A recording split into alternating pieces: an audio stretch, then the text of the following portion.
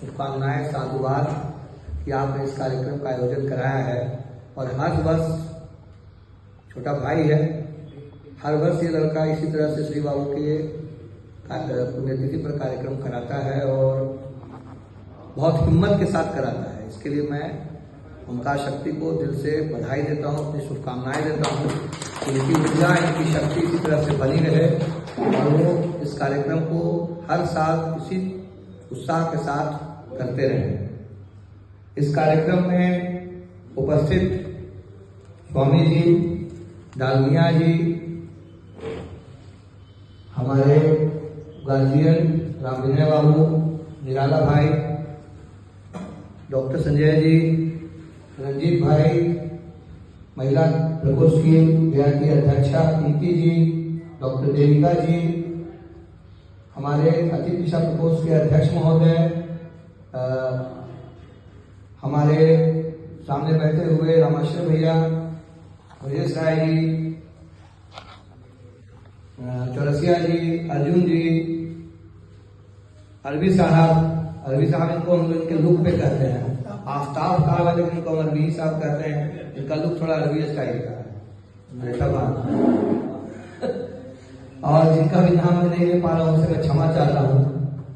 श्री बाबू की याद अभी 2-4-10 दिनों में मुझे बहुत आई, क्योंकि अभी आप सब देख रहे हो यूजीसी में कानून लागू हुआ है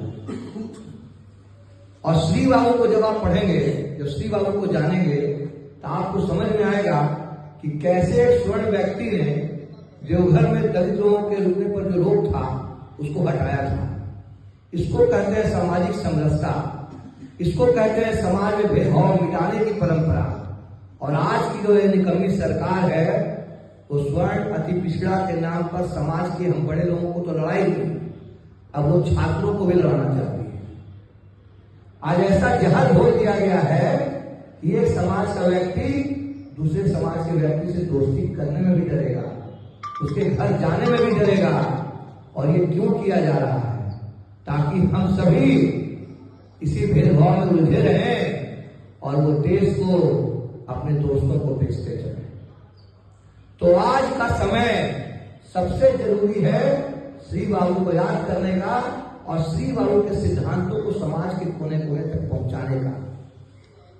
मैं यहां उपस्थित आप सभी से आग्रह करूंगा कि जो लोग बाहर में ऐसे कार्यक्रम आयोजित कर सकते हैं वो करें, जो नहीं कर सकते हैं वो महात्मा गांधी की तरह, नेहरू जी की तरह, इंदिरा जी की तरह श्री बाबू की भी जीवनी अपने बच्चों को पढ़ाएं।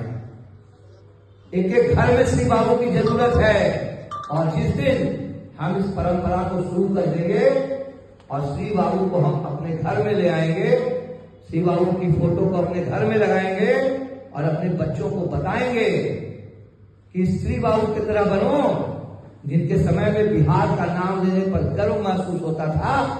और आज की जो निकम्मी सरकार है कि बिहार का नाम लेने पर शर्म महसूस होता है। आज आप बाहर जाइए, खुद को बिहारी बताइएगा, लोग आपको हीन दृष्टि से देखेंगे। ये बिहार की सफलता नहीं है, ये बिहार की अस्मिता की सफलता नहीं है, ये बिहार की सरकार की सफलता है कि उसने बिहार को इस स्थिति पर लाकर रख दिया है कि बिहार चाहे जीडीपी हो, चाहे शिक्षा हो, चाहे स्वास्थ्य हो, हर क्षेत्र में फैसिलिटी है। और वो युग था जब श्री बाबू को बुलाया जाता था दूसरे राज्यों से कि आप किस तरह से बिहार का विकास करते हैं कि बिहार का जीडीपी सबसे ऊपर है। आप किस तरह से बिहार का विकास करते हैं कि 80% चीनी का उत्पादन बिहार में होता है। आप किस तरह से बिहार का विकास करते हैं कि शिक्षा का मॉडल, इंडस्ट्रियलाइजेशन का मॉडल बिहार बना हुआ है। आज कोई है राज्य क्या जो नीतीश जी से पूछेगा कि बताइए बिहार को विकसित कैसे बना दिया?